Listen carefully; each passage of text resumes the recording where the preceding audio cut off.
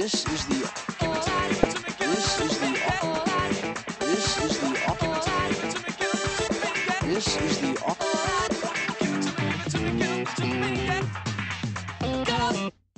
Hello everybody, welcome to Say It Right, an emergency program which will cure your language ailments from studying English. Are you lost in a world of new English words? Do you need help choosing the accurate equivalent? Then stay with me, because right now I'll share with you my knowledge to improve your English. Let's take a look at what we have on the agenda today. Is it true that each human is humane? How to distinguish the hospitable and the hostile ones. Why law-abiding citizens sometimes have a brush with the law. Who can lay down the law for these people? Why Americans are said to be swimming in a melting pot. How are they surviving that? Okay, are you ready? Your treatment session is starting right now. Let's take a pill of knowledge.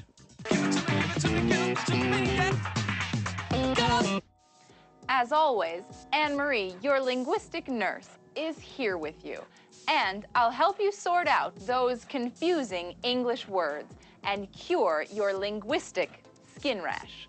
Let's start. Our first pair of words is human and humane. The first word, human, can be both a noun and an adjective. As a noun, human means a person. For example, all the humans need to be friendly towards each other. As an adjective, the word human means relating to or belonging to people. Like here, intellect doesn't depend on the size of the human brain. But what does the word humane mean? Humane is a kind and passionate person, or a kind attitude towards others. For example, I'm for the humane treatment of animals. Is everything clear? Good. You can see that our rash is clearing up quite nicely. We're getting rid of all of those nasty ailments. Perfect. Okay. Excellent. Then, let's proceed to our next pair of tricky words. Sorry. These are hospitable and hostile. Let's start with hospitable. It describes a friendly and welcoming person, or someplace that is good for living. For example, Spanish people are so hospitable. When I come to Spain, I always feel at home there. As for the next word, hostile, it has a completely opposite meaning. The word hostile means extreme unfriendliness or anger. For instance, let's think of an example. The environment at the meeting was very hostile because the parties couldn't come to an agreement. Okay, well, we're getting ready to clean up all this rash. I hope you understand now the difference. And I hope that you will always be humane and hospitable, as well as never deal with hostile humans.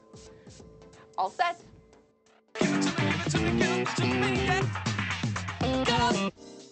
You know, from my very childhood, I was quite a law-abiding citizen.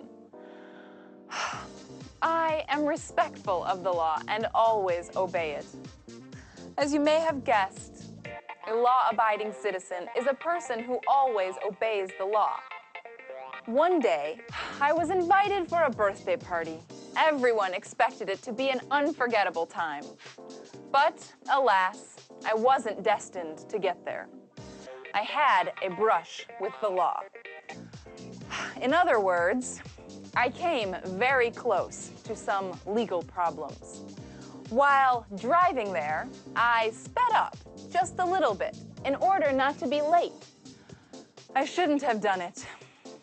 Halfway there, a policeman pulled me over and terminated my driver's license for 3 months.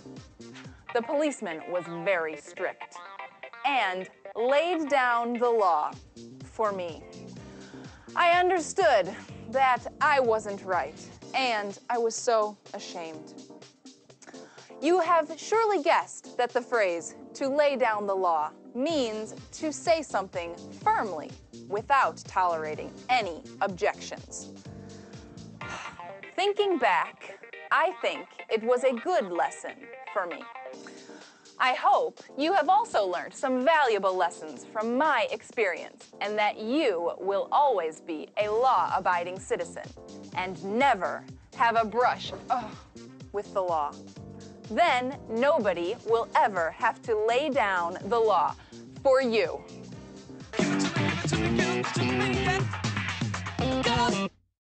It's time for meditation. Sit back and relax. Have you ever heard about the term melting pot?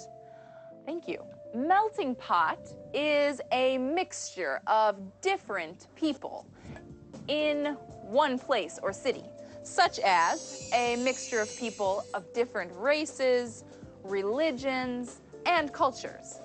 As they live together, they assimilate. That is, they melt or form a new culture. Great.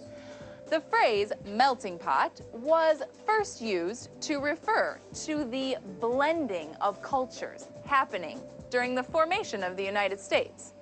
Hundreds of representatives of different races, cultures, and religions came together in one place and through the years became more and more like each other and just melted. Since then, many other cultures have been influenced by immigrants and have seen influxes of immigrants. And the term melting pot began to be used to define other countries. For example, Brazil and Australia. It seems to me that New York is the best illustration of this expression. This is the real melting pot. Quite a story, huh? So, I hope you enjoyed our story about the melting pot. I want to tell you so much about these countries, but that will have to be on our next session. Quite a nice mixture. Until then, I hope you enjoyed our story about the melting pot.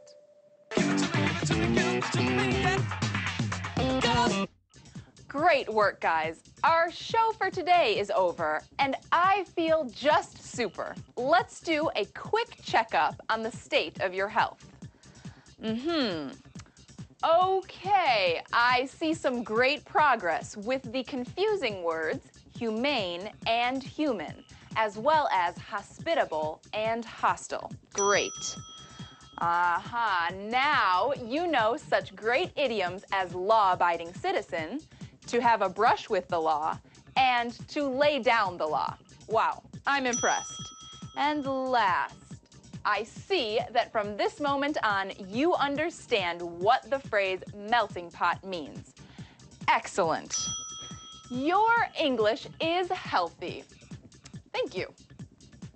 But remember, my language pills are only a remedy for your English woes, not a panacea from all illnesses.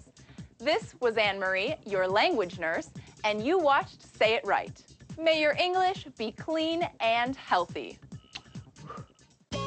And the hostile ones. Why law-abiding citizens sometimes... Я там где-то что-то сильно, да? Все нормально? Ну, было все нормально, так это я...